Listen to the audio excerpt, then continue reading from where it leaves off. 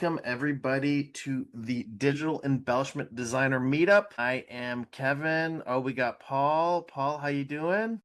I'm fine. And you? Very nice to see you. All right. And is that Mike that I see? My gosh.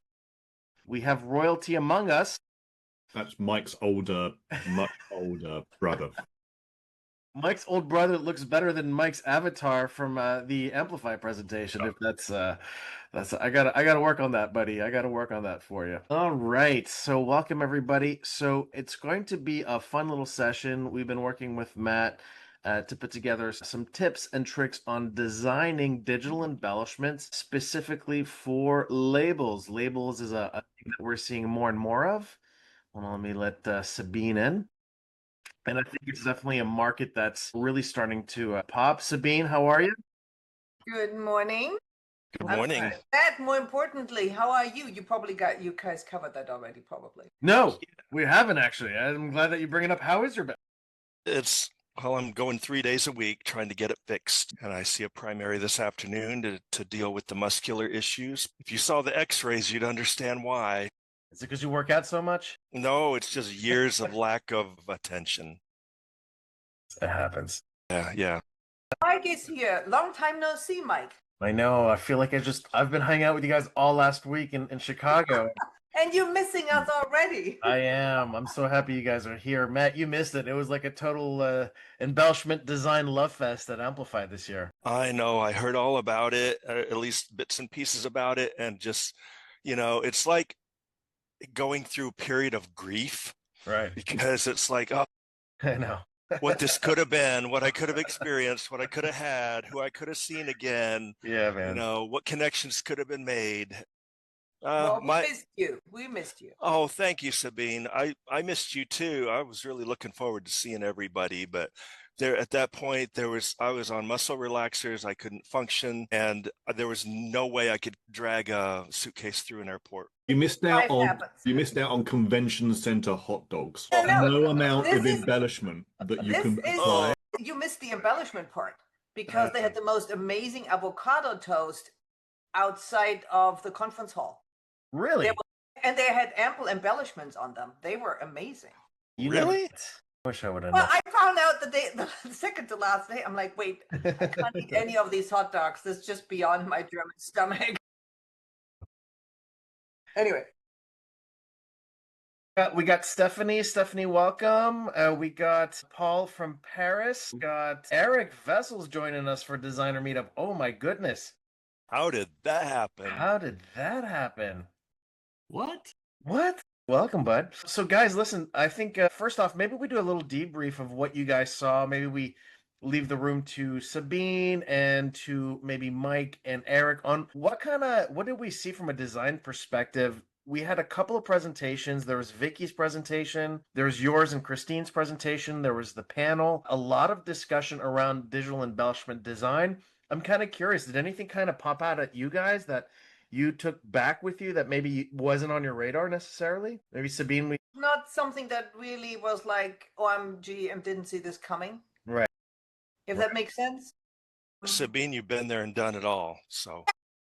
I'm always open to learn something new. I mean, there was obviously some insight from Vicky's study, and I have the book here, so I'm going to go through this. What was interesting probably was how many various vendors were working on previews to help designers and customers understand what embellishments look like. Right. That was probably, thinking back now, the more interesting part. I'm like, okay, this is not, there's several people working towards this, so it's going to be an interesting race to see who does the best job and who also gets it into printers and creatives' hands, because it's not just creating it, because we know some of them have been around for a while, but it's also getting it actually workable and out there. Very good. I thought one thing that was interesting that came out from the digital embellishment study that we did. So I don't know if you guys remember, we did one in 2023. We did a new version in 2025. The number 2 biggest issue that we ran into from people who are doing this every day right now is, believe it or not, design. So, I mean, the design is still... Sorry, really? That surprised Well, it was number 3 last year, and this year I think it's number 2. So I just have to double check, but it seems to be still kind of really the data that we just released is really indicating that like this kind of a forum is needed, and the kind of stuff that Mike's working on is really needed in order to kind of fluidify the use of this technology. And I think Mike, you're working on some Sorry. really cool Hello, stuff. Yep. Kevin. And kind of work. I'm sorry. What am I? Chopped liver? You're sponsoring. You're a sponsor of this event. Oh, I'm sorry. Never mind. Still my microphone. Right. That's right. Microphone. Just cut it out. So I don't know, Mike, if you want to kind of let everybody know what you talked about at the show. Mike is basically in charge of the print tower at Adobe. He has the whole tower. He has the whole tower. And Mike, and I think you kind of knew this going in. Did kind of your discussions with different, I guess, print vendors or users that kind of confirm what you thought going into the show regarding what you're working on Project Goldsmith? Yeah, so thanks, Kevin. So for those of you that haven't picked up on this, Goldsmith is some technology we're working on here at Adobe. I did not put my company sponsor in my name in Zoom, so maybe you didn't pick up on that. So at Team Adobe, we're working on this technology called Project Goldsmith. It's a solution that we expect to live not in the Adobe Creative Cloud suite of products, but actually closer to the printer. So you imagine it in a pre-press department, imagine it as part of a web to print solution, but basically as a tool that would, you throw your embellished file at it, or what you think is embellished, or maybe a file you didn't even think of, it could be embellished. A term we've used for many years is normalized, right? We'll take whatever intent you've expressed, and it might be because you used a Pantone color with like PMS 871C, or it might be you've, called a layer something shiny or something like this, but basically take it and then normalize it for whatever pre-press equipment then exists at the press, right? Because we're all used to the idea of, well, if I'm working with this guy, he wants 3 different files and I want this naming convention and this layer name or this spot color or blah, blah, blah. But this person wants 1 file, but he wants it with 4 pages because that's going to be front CMYK, front embellish, back CMYK, back embellish, but don't put something on page 2 and page 4, and so on and so forth, right? Every printer's got a different spec for how they would like this work to look. Right. And we're just trying to, there's nothing that you couldn't train a designer for, right? So somebody in-house can use these powerful tools, from Adobe and others, right? And set it up just the way that printer wants it, that one printer, right? With lots of training and beating with sticks, right? Matt knows this is better than anybody, right? But the training you give to work with that one printer might not be compatible with another printer down the road, right? So what we're trying to do with Goldsmith is just basically just make this easier for folks. Just give us what you got, and then our software will basically fix it up for whatever that printer needs. So hopefully, it becomes a bit more accessible in that sense. Matt, what are your thoughts? The role of a designer at all? Well, I want to throw this to Matt because Matt is dual in the fact that he's a designer and won a bunch of awards from a design standpoint, but you're also an operator who runs the files and won a bunch of awards running files. What are your thoughts on what Mike just said, and what does that mean to you?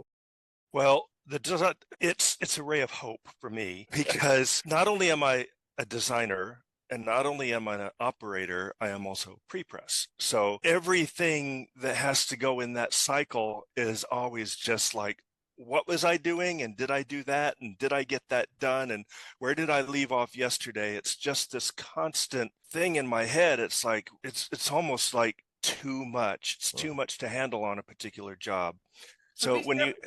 Go ahead. No, finish. I just wanted Kevin, don't forget, step back a sec. I would love to know more about when you say number 2 is design. What exactly are we talking about? What obstacles to selling embellishments? Barriers to adoption of digital embellishment. That the designers don't pick up on it. Is that what we're saying? Don't know. Designers don't know how to design for it. Therefore, they do not order jobs with it. And not only, I mean, and we're just talking about general designers. I'm experienced. I've been doing this for years, and I've had a couple jobs here just this week that have just thrown me for a loop. I'm like, how do I do this? How do I make this work? How do I get the output that I want to get? And if I was just a few more steps ahead, I wouldn't feel so far behind. But, you know, I'm 5 hours into a design project and I'm like nowhere close to being finished. So all the help that I can get is completely welcome, even if it gets me half of the way there, or if it can automate some basic tasks instead of me having to go into Illustrator and just tweak everything. And Mike are going to be best friends. Yeah. Yeah, I think so. Paul, you're at MGI. You're selling these machines and supporting users across the world. Is this something that you're hearing a lot too? Is there is a challenge on getting your customers to design for this correctly? Would say there is some companies that start from scratch, and definitively this is more difficult for them. There is like two ways. There are people already educated with traditional technologies, so they are already pretty close with the embellishment, and for them it's a new way to offer to their customers. So I believe that for them it's not big issues. The big issues will come from the pre-press department by designing, etc. But they are already dealing with. So there is two different environments, I believe. Yeah, that makes sense. Here in Europe, yeah. Yeah, people who know what they're doing and people who are. Yeah. And there is like still this big separation between like professionals and beginners and early adopters of digital embellishment technologies. Yeah. Yeah, I think I mentioned, and Kevin, you, I think, were in this session. I did a very unscientific study when I was at a creative conference the week before Amplify, and I had like 120 people in the room, and I said, okay, how many of you know what digital foiling is? And it was devastating because they're not aware. Right. So I think that's the first step before we complain about how they design about it, which Mike, and set up the files, which Mike will help us with ease them out of our computers and get them onto the very presses. The first step is generating awareness and making them even aware of this is what is possible. Yeah. Because otherwise we're starting backwards. Right. We got to get them excited first and say, wait a second, I can do what? Right. And they want to find out how. So to that point, shout out when I was at the show last week, shout out to Scandicor, right? Yes. Scandicor were there with this cute little demo and a cute little machine. I was surprised how small. So, and we'll see if this works. It won't work, so I'll have to, yeah. So, yeah, so got my badge. I've got two badges here, so you're going to see the difference. So this is the badge everybody got given when they came out, and they were just putting it through their little tone and reactive foil device, leaking it. And now, so what these guys said was their number one problem is educating designers that this is possible, right? And we're not. So when can you do the mic drop thing again? No, I'll just drop the pen. I have another level to this when I get a chance. But in this case, right, we're not talking about real complicated design elements on how do you specify a layer and file setup. This is just like dirt simple. If you put that this technology exists, right, guys. Right? With all the love in my heart, designers spend 80% of their time on other things than print. And then they have they do digital, they do web, they do video, they do a slew of other things. And then they have maybe 20% of their time that allows them to spend on print. And you think there's no way they then go out and spend 10% or 50% of their time for print on researching stuff. So this is where we all need to, this is what I've been, I need a mic drop. I'm gonna bring mics just for when you talk, because Thank you. Well, because I've been saying this for how long now, Kevin? You and I have known each other for years, and I've been saying this for years. You can develop all the beautiful technology you want. If designers don't even know it exists, if you build it, they will not come, We have a designer on the call. She's on mute. I don't know if she wants to talk, but Stephanie, we're talking about designers here. We're talking about special effects and stuff like that. What are your thoughts on this whole thing? And welcome to the designer meetup, by the way. Hi, everyone. Sorry I was on mute before. I'm kind of multitasking a little bit. No worries. Yeah, so I do. I work for a creative agency. I am more on the production side, though, but my background is being an actual designer. And everything you guys are saying, I'm nodding my head. I know you couldn't see me, but We can if that was going through. We were wondering what that was. It's so true. I think there's a huge lack of knowledge, and it's a matter of how do we get that information? How do we know that there's these label printers that can do this? How do we know embellishments can happen on digital? Because at one point, digital was, like a little taboo, like, oh, it's not consistent with color. There was all these theories from a while ago, and there's definitely been a huge shift. So I say, we like to, on the creative agency side, when we're initially designing something, we don't want to hold anyone back from their creative process. So we say, do what you want, do what you think you envision, and we will find a way. And sometimes that's a matter of, sourcing different print vendors to get that to happen. But I struggle with finding those resources, keeping up with the latest technology, when you're not necessarily in the printer universe. On the agency side, it's like all of a sudden there's a huge divide. So I'm trying to tie that divide That's awesome, together Stephanie. for our company. That's awesome. Well, Stephanie, I think I'm a very few percentage. I definitely recommend following Sabine on LinkedIn if you can. She's a great, I think, evangelist for the new technology that's going out there. And every time there's something new, she's really good about getting the word out. So she's definitely somebody, if I were you, that I would recommend following. That's very cool. But are you doing a lot of embellishment today, Stephanie? Like, is it something that you actively do, or is it only when your customers are really asking for it? I'll be honest, I would say 80% of what we do is on flexible packaging. So Interesting. Pouches, stand-up bags. We do some folded cartons, but maybe if we did more of the liquor category where you could really go nuts with embellishments. A huge proponent is cost, though. Even with sustainability, our clients don't want to pay for it. Right. It's always cost per piece. That was number one obstacle, by the way, guys. Yeah. They love the idea of it. They love how it looks. But then when it could be a cent more, and they're like, well, with our type of volume, we just can't do it. Right. So I think there is a lot of limiting factors that come into play that we just have no control. That's the big one, Stephanie, though. The cost justification. All right, an extra 5 cents per piece. What does that mean for my response rates or my volumes or my shelf velocity? Like, how does that translate? And having that conversation is the most difficult thing when it comes to selling embellishments, for sure. Yeah. We have to really try hard to get them to do, some of our suggestions. Some go for it, but honestly, it's all budgeting.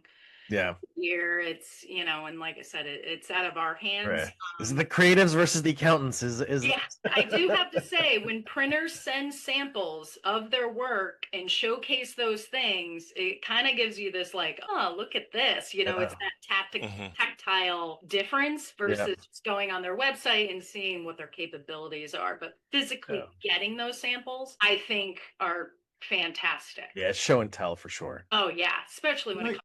Stephanie, can I ask a question there? In that flexible packaging space, are people getting better educated because they see their competitors using this sort of thing on their package? Is that a pull or in any sense? I would say yes, because we do take into account the competitive landscape a lot. I mean, usually when we get a initial design brief, the competitive landscape is always within that. What is so-and-so doing? And, a lot of times it's just, oh, let's do a dual finish. To them, that's like, ooh, leveling up. But it's kind of like, all right, well, anyone could slap a UV coating. So yeah, there definitely is some influence in there. As far as, are they using a sustainable material? How thick is their material? Does that add a premiumness, or is it just extra cost that they don't want to incur? So it's really tricky. Like I said, we're on the creative side, so I don't know logistically from their buyer standpoint what happens on the brand side. But, we do take into account what other companies are doing. That's smart. How can we stay, within that range or exceed that? But Mike, to answer your question, like I don't know if you saw this, but we did the study came out. And one of the things that we did find was that there's been a 22% increase from 2023 to 2025. Printers who were doing digital embellishments in 2023, 28% said that they were doing that they had competition that was doing this kind of stuff. In just 2 short years, that's jumped up to half. So half the people that are offering embellishments are now saying that there's competition out there that's kind of driving a little bit of the demand. So I just thought that was kind of cool to share with you because of what you just asked. Well, it's driving the supply, right? Because Right, people are offering it as a service because their competitors are offering it as a service. Correct. I think what we're also in need of as well is from the design side to create a people demand asking for it because they've seen that their competitors, the other brands, are offering it, and now it just becomes, do you really want to be the package that doesn't have embellishment because everybody else has got it? FOMO. So beyond all that, beyond that whole scenario, you've got brands that are viewing other brands, and they're all pretty much on the same level playing field. They're all using embellishment. They've all got foil. They've all got varnish overlays. They're all doing this wild, 3D intense packaging that jumps off the shelf. And now everybody's having to try and figure out what nobody else is doing yet. So, well, it's interesting. It's an interesting collaboration because, we've got one client, they've got their design in India, they've got their management in Cincinnati, they've got us over here. We do their packaging, we assist them with their design with new projects. And so we all jump on a call and then we just basically brainstorm. We look at die lines, we look at prototypes, we look at, the feel of something, the target audience of what the product is, and just try and boil it all down to one little idea and distill it. So it's not that we really find anything. We usually do find an answer, but it does end up being very nonconformist. And the way that we go about it is really just very like roundtable. It's like sitting around a coffee table and just chewing the fat. But I think that's the best way you come up with those ideas. But still, you have no concrete little secret things that you figured out. There's no secret. If there is a secret, it would be the chemistry with the people in the group and what they're able to come up with. And they question, and then I will say that's possible. And then, how would that apply to packaging? And then the CSR will respond. It's just this constant back and forth of trying to come to a determination in the end for how something should look and feel. Interesting. So we always try to make these a little bit, obviously there's a great discussion here, which I absolutely love, but Matt always takes the time to create a couple of slides for us and give us a little bit of education so that we can walk away with a tip or a trick or both if we're lucky. Matt, as the host of the Digital Embellishment Show, did you want to present anything? I kind of do. I kind of don't, Well, why don't you present half of it? I'm actually enjoying this conversation that we've got going on right here and now. Right. I find it very refreshing because it's difficult to find space to be with your peers and to discuss these things openly and progressively. Sure. I really do enjoy these discourses. Are you intimidated by Mike? Is it because Adobe's on the call? No, I think Mike's a great guy and I'm not afraid of him at all. In fact, I would love the opportunity to, work with you, do some beta, some brainstorming, anything of that nature if you need it from this end.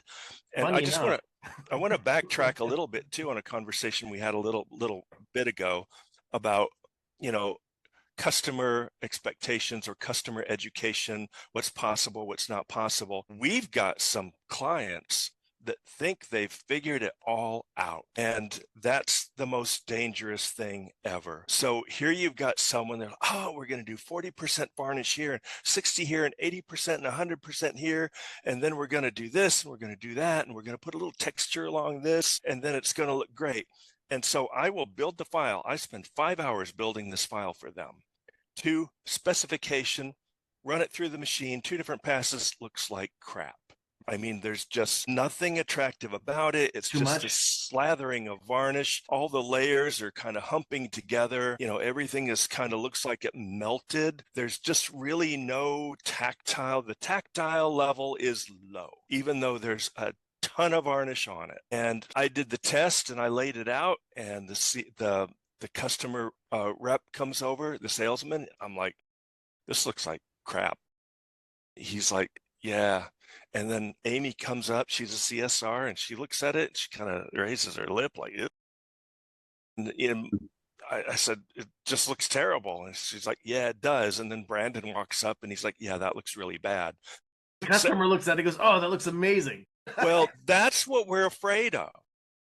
Yeah. That's the biggest problem. Yeah. Because if they look at it and say, yes, we did what we wanted to do. Well, it looks like crap by industry standards. So then it's my job. I have to get with the salesperson and say, look, we need to figure out something else here, because we, as a packaging industry leader here at EPF, do not want to have to submit that to an awards show and feel the shame. We don't. Well, you're proud of what you put out. I mean, I think any company should be like that. But sometimes customers just want crap, man. I mean, there's nothing it looks terrible.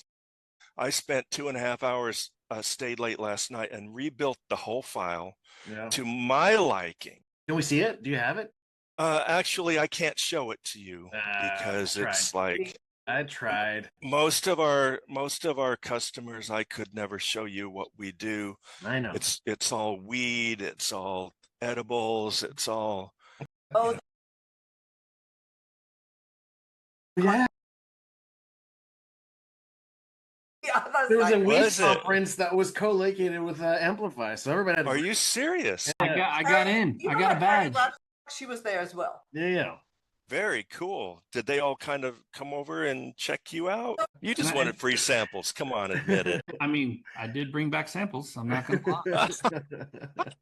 But not to dwell on this at all, but it's a pretty funny story. What's my luck that my badge is I'm Jeff, who has a head shop in Trevor, Wisconsin. I just randomly walk up to a booth and the guy's like, my sales guy from Wisconsin is here.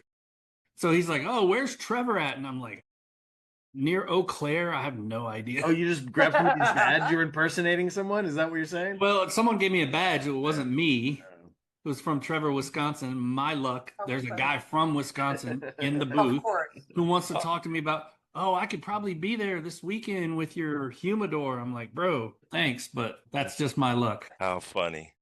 So we had originally had a conversation around labels, and I think we saw a lot of labels. Believe it or not, I know a lot of those samples came out of the cannabis show, but a lot of those labels were embellished. We were looking at kind of the boxes, and it's a great opportunity for digital embellishments because the run lengths are small. The laws are changing every other day, so they can't really commit to large print volumes. Ton of digital embellishment. I think at one point in time, especially during COVID, like 35% consumables for digital embellishment were being used in North America and USA to cater to the cannabis industry, which is a phenomenal user of digital embellishments. So talking about labels, show us what you worked on, Matt. I'm kind of curious to see your presentation, and if you have any tips and tricks for the designers who couldn't make the call today, but hopefully will watch the replay. Yeah, so I just kind of threw together some stuff last night before bed because I had some wandering thoughts, and that's how I put myself to sleep. Are you all able to see this on your screen? Yes. Yep. Okay, very cool. I mean, labels are this kind of, isn't it funny? We get on this call before the rest of you, and Kevin's like, did you wear your Hawaiian shirt? It's like, I don't have one. It's funny. I think I would actually look good in one after seeing this. Yeah, dude. Yeah. So labels are really strange. As well, that makes the look. Well, those are in the other room. I can pull that together really quick for you, Sabine. So labels are a really strange animal for me. Currently at EPF, that's not something we do. We actually do kind of, and it is for the cannabis industry, and they go on bags. So they're printed in sheets, they're hand fixed on bags, and like pouches. And then those pouches go into a display stand on the counter. So you're doing more what's called cut and stack. You're doing sheet fed labels if you're doing labels. Yeah, because that's what our equipment will allow. So, of course, there's different ways to do labels. There's sheet fed and then there's roll, but I'll get to that in a minute. Probably the most prominent form is going to be roll, because if they're mechanically applied to an item, they have to be on a roll, and they have to be to specification on that roll. Otherwise, the equipment that's trying to handle it can't deal with it. So, but we wanted to talk about the summer vibe thing. I don't know where Kevin came up with that, but I was just feeling like I'm in my board shorts now. It's like I can't tell anybody, but it's like I wear like a tie and board shorts. But summertime, and I don't know. It is summer, and it is summer here.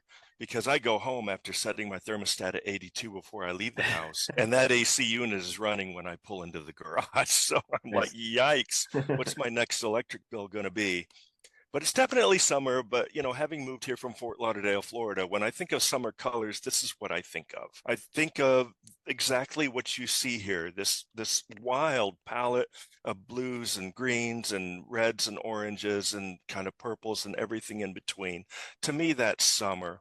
You know, you can look at it from a swatch perspective. There are collections of palettes that you can choose from that have specific titles on any. Actually, this is the look you did for our booth. Yep. This is the colors that you picked. Yeah, they're on the left, the more neon-esque type colors. Right. I definitely consider those to be bright summer colors. So, you know, it's pretty broad, and there are many different palettes that you can actually go purchase. And on any service bureau, if you're looking for a specific palette or built into Photoshop or whatever, wherever, they usually have palette selections that you can just go and grab them and stick them into your design. I don't know, they can just go on, labels can just about be in any shape or form. I've done so many different ones that are special cut, die cut, kiss cut, just every possible form that a label could be. And I think the more unique in shape the label is, the better it is. Even if it's going on something that's like a pouch or a bag, you know, you do a cutout like this, you do something with an irregular edge, any kind of shape.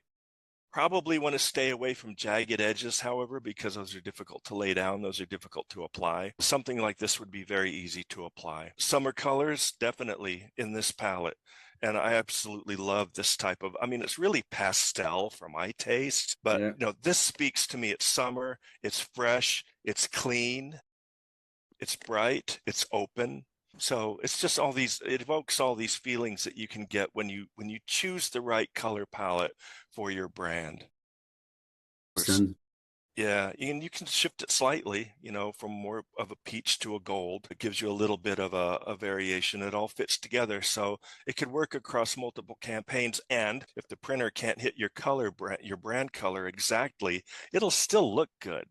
So you have to be careful that range that you choose, because especially in digital printing, you get more variation in low run digital printing, So, more variation from the beginning of the run to the end of the run. Say something, and here I really want to talk about fifth and sixth color. So a lot of the labels that we're seeing being done on digital embellishment are for shorter run products. So I want you guys to think more like the Etsy type marketplace, people who started their own honey brand or their craft beer brand or their craft wine brand, or a lot of the craft short run packaging market. That's kind of what we're seeing here.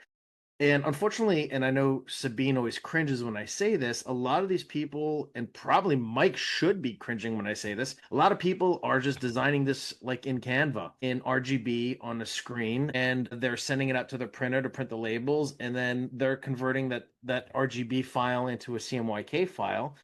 And then they're kind of getting those back on. This is not at all what it looks like on my screen. So I don't know if that's something that you guys are seeing, or Mike, I know that you are kind of a firm believer that that's one of the biggest issues in the industry, is that a lot of these designers and homegrown designers are living in an RGB world, and when it's time to face the CMYK music, they're not used to it. Is that something that you're seeing? Embrace it. Yeah, right. Yeah, exactly. So you said the C word. I couldn't possibly say it. We have a product which is Creative Cloud compatible and bringing your libraries and your assets and everything. Which we love, by the way. But thank you. But the same thing is true, right? Yes, you're absolutely right. The designers are designing in an RGB world. It's in 2025. That's not as painful as it once was. I'm not saying it's pain-free, but it's not as painful as it once was. 20 years ago, when the CMYK colored palettes we could hit on our digital presses and offset presses were very, very limited, absolutely. You needed people to design in CMYK to give them a realistic expectation. But with the extended color gamuts that we're seeing on digital, with fifth and sixth colors happening on offset presses, print is more and more capable of printing stuff for a broader coverage of the RGB palette, the sRGB palette in particular. I agree. So yes, again, to Matt's point, there will be occasions where there's a color there but you can't hit. You're not going to hit that RGB green, the RGB blue, the RGB red, possibly even maybe out of gamut. But we start coming in from there a little bit, and actually we're getting really good coverage. So to your point is, if the designers are designing in Canva or be designing in Express, by designing in an RGB world, then it's the print industry's opportunity to come and meet them where they are, which comes back to the visualization thing and showing people what it's going to look like. Amen. Visualization, y'all, is not just about showing your shinies and your varnishes. It's about showing you what you're going to get from that color as well when we manufacture it. Fully and doing agree. that accurately. But you show the customer what they're going to get, then they'll have that trust to place that order. And I think that's the opportunity for a lot of the 5th and 6th color expanded gamut, being able to hit the Adobe Express, Canva, C-word, I'm sorry, RGB files to be something not exactly what they're seeing on the screen, but something that's close. And it reminds me, I don't know if you remember, Konica Minolta had this machine called the High Chroma machine. It was a 3-color press, used really vivid colors, never really did much with it. And I feel like that machine came out at the wrong time. If that machine came out today, it's basically, in my opinion, like the Canva printer to be able to hit those RGB colors. But now we're seeing a lot of the Xerox, the Fujis of the world, the Sharps of the world, the Ricos kind of embracing, hey, exactly what Mike said. Let's meet these everyday designers who are RGB designers halfway with some of these features. So thanks, Mike, for that. I fully agree. Yeah, so I can understand why a lot of designers do work in the RGB space, because you've got more fidelity. You've got 1.3 million colors instead of 16,000. So if it is destined for any kind of a enhanced output, at least you've got the information there to work with. This image you see on your screen right now, if you added neon pink to get those oranges to pop, yep, and if you added flake gold to those blues and greens, those teal colors, that would really just blow your mind. Or use a metallic substrate and reverse it out with the white as well. If it fits with the brand, yeah, definitely. Yep.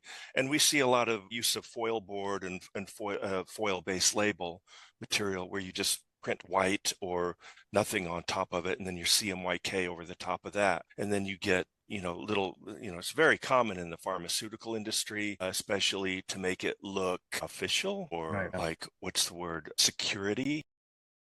It's that security look to it, whether or not it actually is a security foil at the base. So it tends to give it that look of credibility.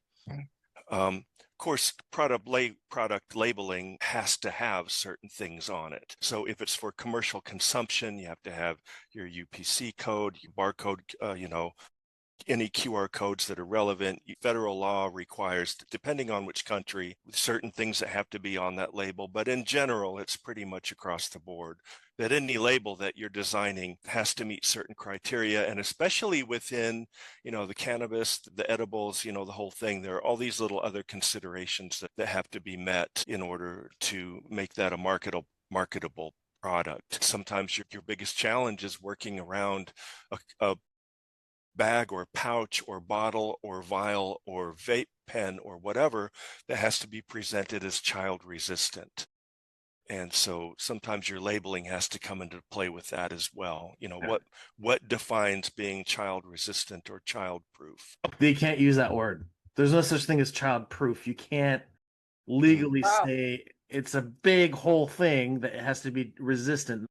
You got some smart kids out there. Yeah. And you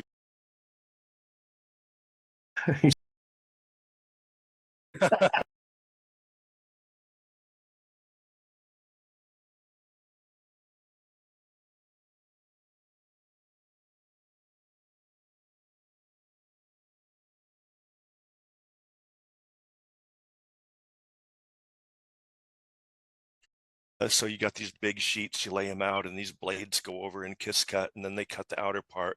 And then depending on whether the customer wanted to pay for it or not, you would strip away the part that wasn't the label. And of course, that's handwork. So that can be a little pricey. Most of them left it there. Others found it to just be a pain in the butt when it came to trying to fix their labels to the product. If you strip away the part that's not used, then of course it's easier to peel the actual label off of the backer. So there's other things that you want to take in consideration as a designer. It's low run, you have a lot more options because you can put it on a sheet. If it's a high run, mechanically applied, then you've got to put it on a roll. But there's a lot of good options with the roll too. And it's not only just within the MGI realm, there's lots of different OEMs that have equipment that accomplishes this and accomplishes it pretty well. Some of them specialize in that super fine detail, like microscopically fine detail. It's not quite 3D, but it is a 2D varnish process. It's like going beyond cold foil or an adhesive application, but with the use of varnish. And the results are just phenomenal. Just amazing microscopic detail. So if you're doing like a wine bottle or a small bottle that's really high end, a perfume or whatever, that's the technique you want to use, or the process that you want to use. So I always say, when you're designing, make sure that you know that what you're designing for will work on that machinery. Know the capability, know your detailed depth or lack of it, know what your minimums are, and work within those parameters, and you can come up with a pretty smashing design. So here's an example of MGI's and Konica Minolta's reel-to-reel units, some of them quite enormous. Oh, Paul, it's your machine. Yeah. And these things are pretty amazing just to watch them run. Not a lot of them out in the wild yet, but I think we're going to see that pick up. We're going to see more and more of the reel-to-reel stuff because it allows for higher volumes using a specialty low volume method. Really funny, like labels are blowing up, and I think, but believe it or not, I think a lot of people are looking at this machine not just to do labels, but believe it or not, direct mail seems to be like something that's really hitting hard here. A lot of people are talking about using this technology, and I don't know what you guys' thoughts are, but a lot of people I'm talking to think like 5-10 years down the road, like most commercial work will be done on a roll, not on a sheet. So a lot of things that are shifting towards this type of technology really quickly because it's easier. It's just less touches. It's much easier to finish too if it's coming off of a roll. Just chop, slice, dice, strip, do whatever you need to, and it's a done deal. Very good. All right. Paul, listen, from your end, from a production standpoint, you have been playing with the roll-to-roll machine, the 400. Any tips or tricks that you would tell designers from a design standpoint to keep in mind when designing for this type of technology? For me, I'm dealing with a lot of customers here in Europe, so I receive a lot of labels, and I believe that the printers and agencies they are looking for impact around the label, how they can bring impact to their end customers. And I have a big book. This comes from. I have a bunch of labels around many different markets all over Europe. So I have uncoated labels. I have coated labels. I have more ferny liquors. So this is where creativity. But do you have any tips? Like if I'm a designer, in Europe and today our technology they are mostly used for high-end labels. And I always say that to be more impactful, definitively the less is the best. And I jump on Matthew words, bringing some very nice, very microscopic details will bring high-end value to the labels, and no need to build like big amount of varnish to bring a lot of different effects. Just producing a good, only one effect, just to impact with the brand names or whatever, it will bring the impact as simple as it is. So no need to bring everything on the labels, just highlighting, just to be more impactful, and then you win. Yeah, Paul, we refer to it here as touch factor. What is the touch factor? And it could be that it has quite a bit of varnish or it has very little varnish, but depending on the design and how you lay it down will determine that touch factor. And it's really subjective how you figure it out, but everyone will agree if you touch this piece, like that has a high touch factor. Right. Where you touch that design, it's like, no, that's got it has a lot of sheen or varnish, but it has a very low touch factor. I love it. All right, guys. Well, listen, I would like to first thank you all for coming. This has been a phenomenal discussion. I would like to thank our sponsors, MGI. Thank you for sponsoring this event. Paper Specs for sponsoring this event, and for the Digital Embellishment Alliance.